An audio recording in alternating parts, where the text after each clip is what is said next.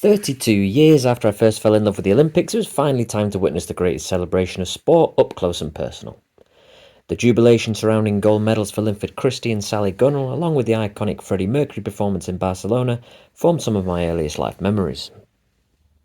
4 years later, in Atlanta 1996, I was a fully fledged sport addict and the Olympics captivated me like nothing before. New events to learn, the colourful flags and all the new countries I'd never heard of. I think I was the only kid at school who knew of the existence of Namibia due to the great sprinter Frankie Fredericks. So much to capture the imagination. My sister and I would set up our high jump and long jump in the garden as Olympic fever took over the house. The closing ceremony left me in tears as I simply didn't want it to end. Fast forward 24 years and my idea of volunteering at Tokyo came just one day after applications closed. Turns out COVID scuppered any chance of fan participation anyway. So, Paris it was. Only the second city to host the Olympics 3 times after London and 100 years on from the last occasion. This time I was determined not to miss out and was searching for tickets 18 months in advance, ensuring I was ready for release date.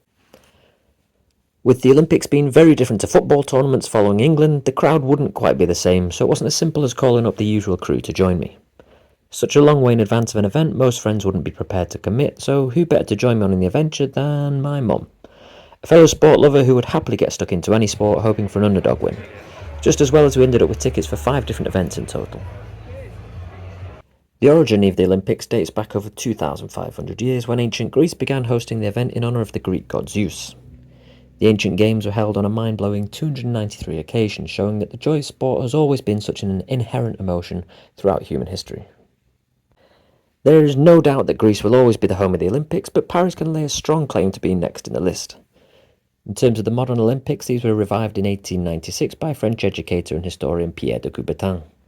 His idea was approved in 1894 and he suggested the French capital as the host to align with the Paris Exposition in 1900. However, to avoid dampening enthusiasm, it was decided the inaugural game should be earlier, and where better than Athens to kick things off. Paris did indeed host it at the turn of the 20th century and then again in 1924, the latter inspiring the 4-time Oscar-winning film Chariots of Fire. Now a century on from the setting of this classic movie, but the values still remain. The immense desire to strive for greatness, the sheer passion for sport, and above all the sacrifice and dedication shown by not only the athletes, but their families and coaches as well. These games also saw the introduction of the Olympic motto Citius Altius Fortius, faster, higher, stronger, which remains to this day. By now, Paris had firmly cemented their place in Olympic folklore. 100 years later, with 3 times as many athletes and an increase in competing countries from 44 to 204, this was a completely different spectacle. One that would be the first ever to have an equal amount of male and female competitors among the 10,000 athletes who had aspirations of gold, a far cry from the male-only games in 1896. After all the waiting and usual scaremongering headlines about the water quality of the River Seine for the swimming events and the security risks surrounding the groundbreaking opening ceremony, it was time for the games to begin. The athletes were paraded on boats along the river in a truly unique event. Superstars of all kinds relayed the final stages of the torch, some absolute legends like Rafa Nadal and Zinedine Zidane, alongside some slightly less obvious candidates such as Snoop Dogg. Needless to say, there was an epic finale on a rain-soaked evening as Celine Dion showed she still had the star quality. She stole the show performing Hymne à la Mort halfway up the Eiffel Tower, an incredible sight that certainly left me with a tear in my eye and suitably inspired for the following day's flight to Paris.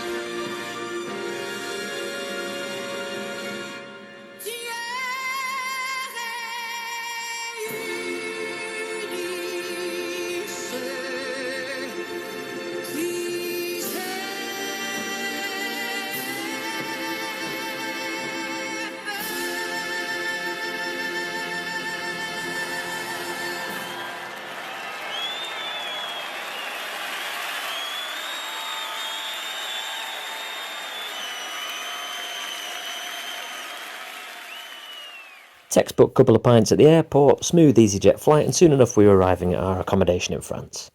A rather basic Airbnb where I didn't read the small print and ended up on a sofa with towels for a quilt. Not to worry. At 28 degrees overnight I didn't need them anyway. The hot temperatures continued in the morning as we jumped on the double-decker train into the heart of Paris for our first event. And what a venue. The beach volleyball was to be played on the Champ du Mars. A temporary arena had been built in this gorgeous outdoor space where Parisians and tourists alike gathered to marvel at the magnificence of the Eiffel Tower. We were fortunate to see a French pair which gave us a taste of the passion felt amongst the home crowd. Sadly, the duo were thoroughly outplayed by their American counterparts, but the atmosphere still entertained. With the hype man doing what he does, chanting from the fans and music in between each point, it was a great way to start our games. Not to mention one of the most photogenic settings in which I've ever watched any sport. After a lovely spot at dinner, we took the opportunity to tick off a couple of tourist sites in the Champs-Élysées and the Arc de Triomphe, the latter honouring those who fought and died for France in French Revolutionary and Napoleonic Wars, with the names of all French victories and generals inscribed on its surfaces. A really impressive building that is well worth a visit on a sunny evening. Another day of scorching conditions as we made the short journey from Épinay-sur-Seine towards our next event in Saint-Denis, dropping off our luggage at a local shop for the day as this was the only storage option available. One of my travel goals in life is to visit the stadium of every World Cup final, and with Stade de France having hosted the home side's inaugural victory in 1998, it was a pleasure to tick off my 12th of the 22. The stadium itself and the organisation around it took a huge amount of stick in 2022 when it botched the security of the Champions League final with huge risk to supporter safety. Thankfully, there were no such issues this time. Apart from the odd person fainting due to the extreme heat, the entry was smooth, and there we were for another new sport in a simply spectacular arena. We took our seats for the Rugby 7, supporting both our home nation GB and that of our heritage in Ireland. Sadly, these both lost the evening before, meaning a medal was out of the question. Likewise, the same fate befell the French team, so unfortunately there would be no medal glory to cheer today, as our battles were all for the lower placing.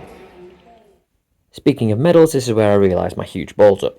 I'd cocked up my timings and the internet told me the shop we left our bags in closed at 8 and the final was at 7:45. For fuck's sake. What a nightmare. So, after 5 hours of rugby, I left my mum to enjoy New Zealand beat Canada in the gold medal match as I jogged off to retrieve our luggage. And in true Martino style, it was all completely unnecessary. Turns out the internet was wrong and I could indeed have stayed to enjoy the final. Oh well, you live and you learn. Well, probably not learn, but hey ho. The saving grace of the evening was discovering how cheap taxis were around Paris, which would come in handy throughout the week. Feeling refreshed after last night's sleep back in a proper bed, it was up and off for an early start at the hockey. Another new sport for me and a pleasant surprise in the build-up to learn the location for the hockey was not only the Olympic Stadium in 1924, but the location of the World Cup final in 1938. Stade Olympique de Colombes was now number 13 out of 22. A lovely couple of days for my little target. Once again, we had the pleasure of seeing the host nation who, even though scoring what I presume will be goal of the tournament, got trounced 5-1 by Germany. Despite the battering, the French girls got incredible support throughout and a standing ovation for their lap of honour at the end. It was just another example of the incredible support shown by the home fans. They showed a real passion and pride in their nation and a huge desire to appreciate every moment. It wasn't just about the winning for them, but the opportunity to cheer on their compatriots, which made for a wonderful atmosphere at every event. Whether they won or not, the fact they gave everything they could for their country was all that mattered. The 35-degree heat and an early start meant a little afternoon siesta was in order, but it wasn't long until we were back at it visiting the world-renowned La Louvre. Inside is a remarkable display of art in a museum so large you could be in there for days and not see it all. The pièce de résistance being the clamour to get a picture of the unmistakable Mona Lisa. God knows why, as there are 1,000 more impressive things in the museum, but that's the way of the world sometimes. Equally as impressive are the grounds surrounding the museum. The buildings are breathtaking and worth a visit themselves, even if not going inside. The area is also home to Olympic Balloon, which holds the Olympic flame. This rises 60 metres above the gardens each day as the sun goes down, creating a wonderful spectacle in which to relax. Given the effort and distance to get there, we sold our tickets for the opening round of the golf tournament. This gave my mum an opportunity to take a rest day as I ventured off on a boat tour of the city along the River Seine. One of my favourite things to do in a city where it allows. This took in all the iconic sights, including alighting under the Eiffel Tower, which never ceases to amaze no matter how many times you see it. One thing outside of the events themselves that had me intrigued was the Parc des Champions, a fan zone where medalists would be paraded the day after their successes. One of my pet hates in these huge events though is the sponsorship, which in this case meant only Visa cards were eligible. Of course mine were both MasterCard, typical. Some 30 minutes later I managed to get half a litre of Kronenberg for a mere €9 and a ham and cheese baguette for the same price. Not cheap, but needs must. The party atmosphere was in full flow at the free event. The dance show and hype man had the fans singing and dancing. This created a lovely environment for the medalists to come and parade their pride and joy. The beaming smile showed just what an amazing and unique moment this was for the triumphant athletes. As the sun went down and a few more beers with it, it was time for some live sport. I was praying for them to show Murray's last stand, but had to follow his eventual demise over live updates as we watched any event with French interest. Understandable, I guess, but this is Muzza. The highlight of the night was the unbelievable atmosphere for Leon Marchand racing to another victory. The real poster boy of the games was cruising to another victory, and the light show combined with the Eiffel Tower shining down over us was a spectacle to remember. Another example of the sheer elation and happy vibes that this Olympics was bringing to the French people.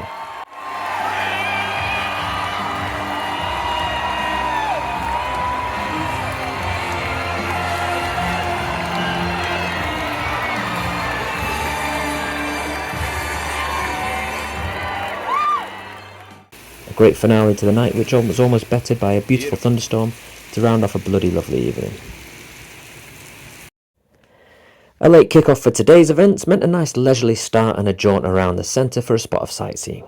The reconstruction of Notre Dame, the Centre Pompidou, and another great little fan zone at the Hôtel de Ville were all remarkable buildings within walking distance of each other. But soon enough it was time for the big event. When people asked which events we were going to in Paris, I always left this until last for maximum effect. The athletics. The event above all that epitomises the Olympics. 4 years out of the limelight, and then all of a sudden, the eyes of the world are on you, knowing it'll be 4 years before another such opportunity could arise. If ever. Another opportunity to visit the impressive Stade de France, this time with the magnificently presented blue running track giving the arena a whole different feel from the rugby sevens. Once again the place was full to the brim with all the 80,000 seats taken up. The French fans as always set the tone with an incredible atmosphere, great encouragement for all participants, and sheer pandemonium in the stands to cheer on any French athlete. We had a great view of the decathlon high jump, which was great fun, but out the corner of your eye you were watching for the triple jump, the shot put, and intermittent track events throughout the evening. As one of the 400 metre decathlon heats was awaiting the starting gun, the announcer politely shushed the crowd for silence. But the audience had other plans. The French superstar Léon Marchand was aiming for his incredible 4th gold medal in the 200 metre individual medley, and there was no way the crowd was going to be silent throughout this. They gathered round their mobile phones and roared him on to victory, creating an incredible scene of 80,000 people celebrating a result in a different stadium. As the sun set beautifully, we were about to see the first gold medal on the track. The 10,000 metres had a plethora of African stars gunning for gold, but the real star of the show seemed to be Frenchman Jimmy Gressier. It was such a unique event where there was a constant roar in whichever part of the stadium the leaders were running through. Chants of Jimmy, Jimmy, Jimmy encouraged him to a stellar performance, but as he faded it was left to the other athletes to battle it out for the middle places, with gold eventually going to Uganda's Joshua Cheptegei. As Jimmy set off on the loudest lap of honour you will ever see for a 13th place finish, Joshua would ring the bell that has become a great addition to these Olympics.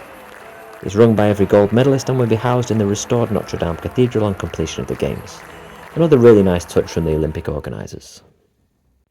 A phenomenal night in the Stade de France. It wasn't the biggest event or the most famous of races, but the sheer emotion in the stadium was something special. The thought of being in the Olympic Stadium in London on Super Saturday almost brought a tear to my eye. I couldn't even imagine how insane that would have been. Sheer ecstasy of sport at its finest, and without doubt our favourite event so far. After a long day, a nice couple of beers were overdue. We found an intriguing little Moroccan pub near our hotel with an interesting mix of clientele. All part of the fun. Once back at the hotel, we heard a few little shrieks of joy and saw that it was the proudest girlfriend you could ever imagine.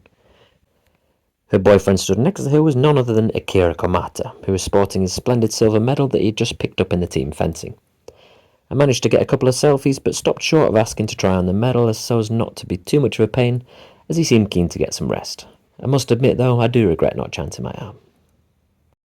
An early start took us to the beautifully named Paris Arena South 6 for our first indoor event of handball. Luckily we again got a France match. The women had already qualified comfortably, but this didn't prevent a lively and loud atmosphere as the commentators and music got the crowd going. Not that they needed any help, but once again a cracking atmosphere as the home side entertained the fans with a comfortable victory.